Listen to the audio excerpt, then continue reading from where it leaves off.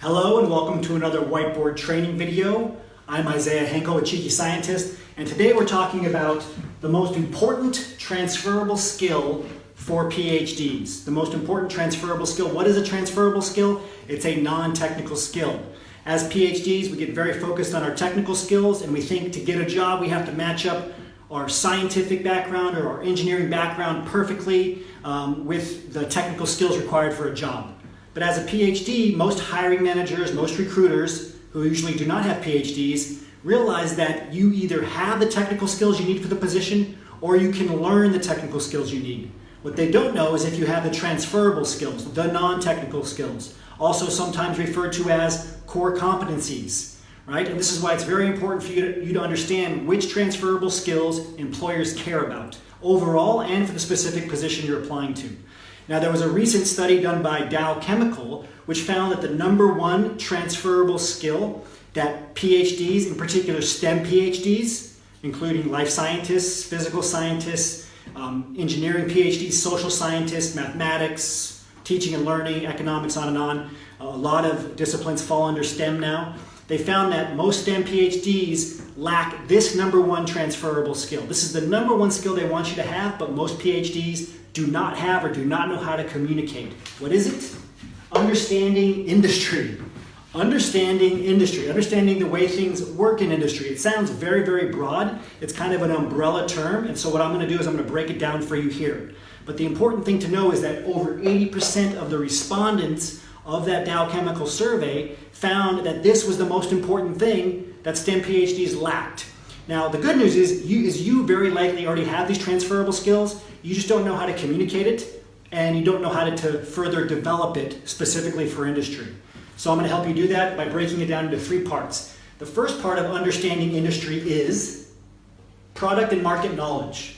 Product and market knowledge. Okay, as a PhD, if you've worked in a lab of any kind, if you're an engineering PhD and you've done programming, doesn't matter. If you've just been teaching classes, you've used products that a company makes, whether it's instruments, reagents, kits, software programs, course materials. You've used these products, and employers love the fact that you've used those products because it means you have knowledge of those products, especially when it's of their products. Not only that, but you've likely used competing software packages or competing reagents or competing instruments, as in products from different companies. This gives you market knowledge, and this is what you need to learn to communicate. First, you need to understand that it's important. Having product and market knowledge is important. You likely already have it. Now you need to know how to communicate it and further develop it. Right? Very important to communicate this right away in your bullet points on your resume. All the way through networking, all the way through phone screens and video interviews, all the way through to site visits and actually getting the job.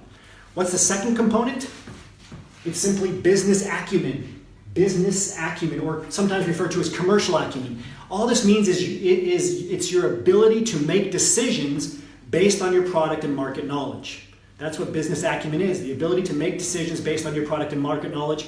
A simple example, maybe you sometimes use one type of code when programming, and then you use another type of code for programming. Or you use one type of software package for when analyzing this type of data, another type of software package when analyzing that type of data.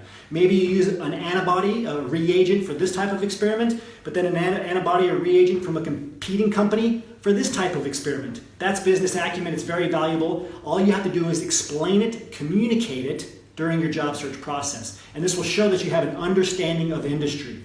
Third and finally, industry trends. Very easy, right? As a PhD, you've had to look ahead, right? To apply for a grant, you have to look ahead to see where a field is going, right? What do people care about right now, especially grant reviewers? What do they care about? Same with the publication. You likely know where your field has been and where it's going. I mean, how many background or introduction sections have you read in peer-reviewed journal articles? Likely hundreds. Okay, so you've studied the past. You've also looked ahead to the future because as a PhD, you know how to innovate. Just to get a PhD, you have to push a field forward. Communicate that because industry trends are crucial, and it's all of these three things together are under that umbrella of understanding industry. So again, what's the most important transferable skill? Understanding industry. Can you break that down for me? Yes, I just did, into these three things: product and market knowledge, business acumen, and current industry trends. Communicate those throughout your job search. and you will get into a meaningful job that requires your PhD that pays you well. Until next time, remember your value as a PhD and start thinking and acting like a successful industry professional. And of course, as always, if you want to learn more about this, if you want to learn how to transition into industry and get access to our blueprint, our job search blueprint specifically for PhDs, and our job referral network specifically for PhDs, just go to phdsgethired.com and you can get more information there.